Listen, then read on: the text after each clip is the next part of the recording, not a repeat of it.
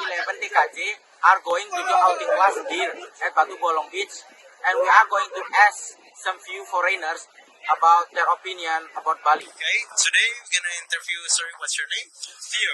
Theo. So, Theo, Mr. Theo, where are you from? I'm German. Ah, from Germany. Where do you live around here? I don't know the name of the hotel. It's Sekarang or something. Ah, okay. It's just this way, like maybe 5 minutes with a scooter. Ah, I see. So, how long have you stayed in Bali? For 10 days now. Oh, 10 days. Are you here for a vacation or?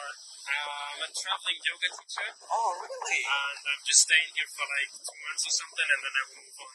Ah, I see. So, what do you think about Bali? It's nice.